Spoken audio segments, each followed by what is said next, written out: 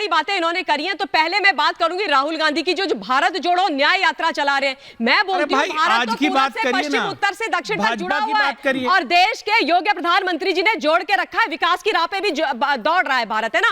अरे आप अपनी कांग्रेस को बचाओ, जो भागे जा रहे हैं अपनी कांग्रेस को छोड़ नहीं पा रहे। और दूसरी बड़ी ब्रेकिंग न्यूज देखिए, आज राहुल गांधी की भारत जोड़ो न्याय यात्रा पहुंची है उत्तर प्रदेश में और प्रियंका गांधी वाड्रा को उनको ज्वाइन करना था, लेकिन उन्होंने कल एक बड़ा विस्फोटक ट्वीट किया कि मेरी तबीयत खराब हो गई, मैं हॉस्पिटल में एडमिट हो गई हूं, मैं नहीं जा पाऊंगी 30 सेकंड्स। इसका मतलब यह है कि वो अपने भाई से नाराज, और नाराज पता है क्यों है? क्योंकि प्रियंका वाड्रा हिमाचल प्रदेश से राज्यसभा की सीट मांग रही थी, इन्होंने अभिषेक मनु सिंघवी को दे दी, अपनी बेटी और बहन को नहीं दी, सोनिया जी और राहुल जी ने। तो भैया अपनी बहन के साथ, अपनी बेटी के साथ अन्याय करते हो, उनको जोड़ नहीं पा रहे हो। बहन ने खुला बिगुल बजा दिया है कि मैं नहीं जा रही हूं और जोड़ो न्याय यात्रा। और सबसे बड़ी बात दुष्यंत जी ये कह रहे हैं, ममता काले दुष्यंत जी ये कह रहे हैं कि जो निकम्मे उन्हें ले लो। सर पूरा जीवन लगा दिया कमलनाथ ने कांग्रेस पार्टी के लिए, अशोक चौहान का जीवन लगा दिया, अशोक चौहान के लिए उन्होंने पूरा जीवन लगा दिया, मिलिंद देवड़ा को लेकर उनके परिवार को देख लीजिए ना सर। बिल्कुल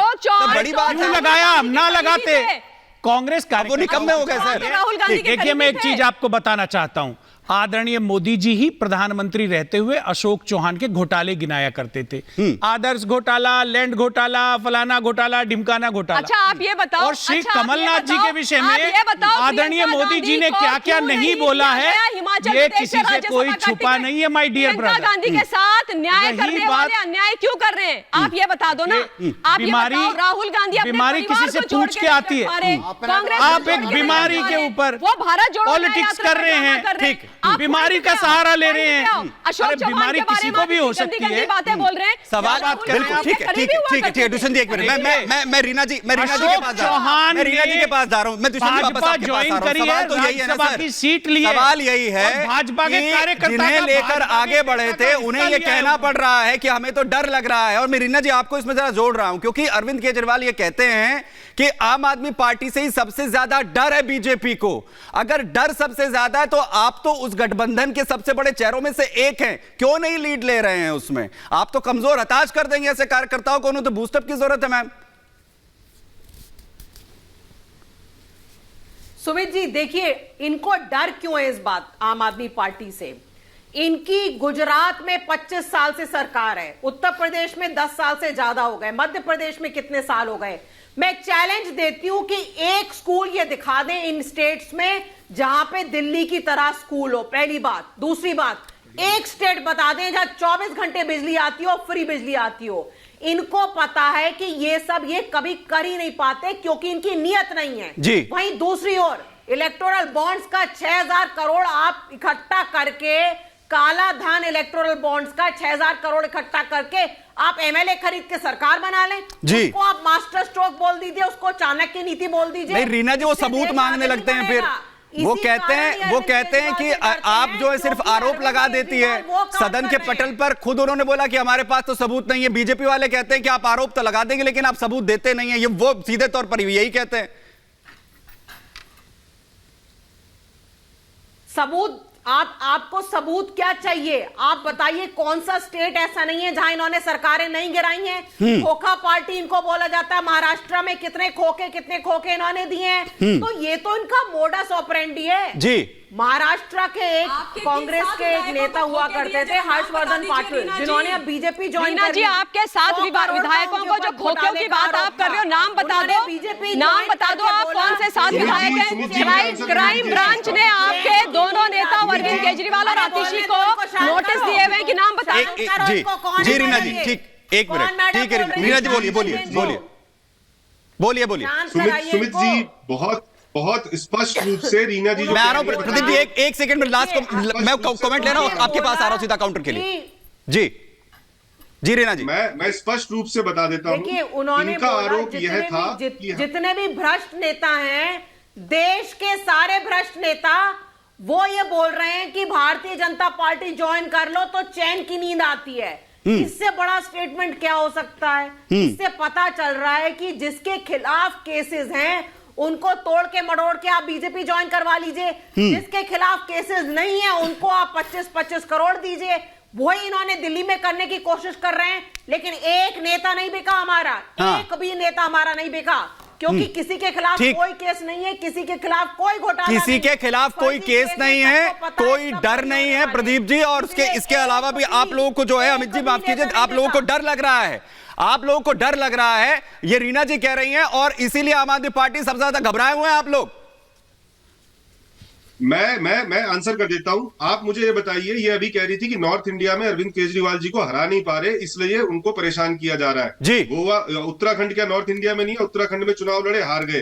उत्तर प्रदेश में लड़े 370 सीटों पे, 368 सीटों पे जमानत जब्त। गोवा में चुनाव हार गए।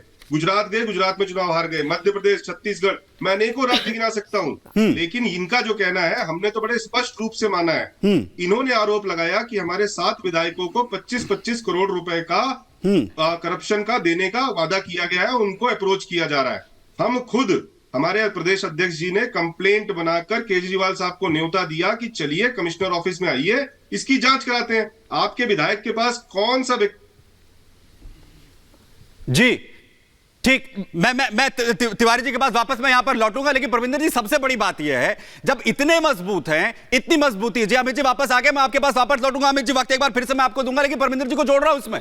परमिंदर जी सबसे बड़ी बात यह है, एक बड़ी फहरिस्त जो रीना जी यहां पर गिनवा दी। उन्होंने कहा कि स्कूल देखिए, आप बिजली देखिए, और हमारी जो तमाम व्यवस्थाएं देख ली जो हमने दिल्ली के अंदर की हैं। हालांकि अमित जी कह रहे हैं कि कहां पर चुनाव जो है आम आदमी पार्टी को हमने जो यहां पर हराए। सवाल यह है कि अगर अरविंद केजरीवाल जो है पटल पर खड़े होकर यह कहेंगे कि 2029 की तैयारी कर रहे हैं, वो तो ये भी जाते हैं कि विधानसभा का चुनाव भी उससे पहले जो लड़ना है। आपको ये पता होना चाहिए, यंगेस्ट पार्टी है, 3 बार दिल्ली के अंदर इन्होंने जीत हासिल करी, एनसीडी के अंदर जीत हासिल करी, पंजाब के अंदर जीत हासिल करी, गोवा के अंदर 5 विधायक हैं, जो गुजरात के अंदर 5 विधायक है, गोवा के अंदर 2 विधायक है। और मैं एक बात कहना चाहता हूं, भारतीय जनता पार्टी इतनी घबराई और बौखलाई क्यों है? उनको अपने नेताओं के ऊपर विश्वास नहीं है। कभी वो कांग्रेस के नेताओं को तोड़कर अपनी पार्टी में लाना चाहते हैं, कभी आम आदमी के नेताओं को तोड़कर अपनी पार्टी में लाना चाहते हैं। मैं ये कहता हूं, पीछे भी 5 प्रदेशों के चुनाव हुए थे, इन्होंने 21 सांसद उतारे थे, 21 में से 12 सांसद जीते थे और बाकी 10 हारे थे। वो 21-22 सांसद जो थे, वो आने वाले समय में चुनाव नहीं लड़ेंगे। इनको भरोसा ही नहीं, अपने जो विधायक दल के नेता थे, इन्होंने सांसद उतारे। अब ये इनको पता है जो हमारे सांसद है वो भी नहीं जीतेंगे। अब ये कमलनाथ जैसे बीजेपी कहती है इसमें, ये तो स्ट्रैटेजी अपनी अपनी ना सर, वो तो स्ट्रैटेजी है। वो कह रहे हैं कि ये तो स्ट्रैटेजी अपनी अपनी, किसे कितनी दिलचस्पी जो है वो लोकतंत्र के राजनीति के सबसे बड़ा स्तंभ हो, चाहे वो प्रधान का चुनाव हो या देश के प्रधानमंत्री का चुनाव हो, कह रहे हैं उसके लिए तो अपनी स्ट्रैटेजी। आखिर कौन जाता है, कौन अपने आप को यहां पर वीआईपी समझता है। और मैं दुष्यंत जी आपको इसमें इसलिए ऐड कर रहा हूं क्योंकि बड़ी बात यह है कि अगर वो लोग जो कभी INDA गठबंधन के अंदर जिनको लेकर पूरी तरीके से उन्हें खेवनहार समझा जा रहा था, और आपने कहा कि जो निकम्मे हैं वो तो चले जाए, अगर कल कमलनाथ जी का भी नाम आ जाएगा तो फिर वो भी निकम्मे हैं। उन्होंने जो अब तक पार्टी को यहां पर लेकर आए, जो 70 सालों तक उन्होंने अपना पूरा जीवन जिन लोगों ने दे दिया सर। ना सुमित जी क्या कह रहे हैं? कमलनाथ जी कभी जमीनी नेता नहीं थे। अच्छा, कमलनाथ जी ने केंद्र की राजनीति की है। कमलनाथ जी ने 2018 में आदरणीय अरुण यादव जी ने प्रदेश अध्यक्ष रहते हुए जो पूरे राज्य में एक मजबूत संगठन बनाया था, उसका फल तोड़ा। और मैं कहना चाहता हूं कि अगर कमलनाथ जी 2018 में प्रदेश अध्यक्ष और लीड ना कर रहे होते पार्टी को, अरुण यादव कर रहे होते, तो बहुमत से अधिक सीटें आती। बहुमत पे आंकड़ा तभी रुका। कमलनाथ जी को आपने और जमीन पे देख लिया। कमलनाथ जी तो कितनी गलत बात है ये, और कितनी गलत बात है ये दुष्यंत जी कि जो जमीनी नेता थे उन्हें तवज्जो मिली ही नहीं सर, और उन्हें तवज्जो मिली ही नहीं। कितनी बड़ी बात है ये, तो आप कह रहे हैं। बिल्कुल आप कितनी गलत बात है कि जो जिन्हें तवज्जो मिलनी चाहिए, यही वजह है ना। फिर ममता का लिए यही वजह है ना सर, जो दुष्यंत जी जिक्र कर रहे हैं, यही बड़ी बात है।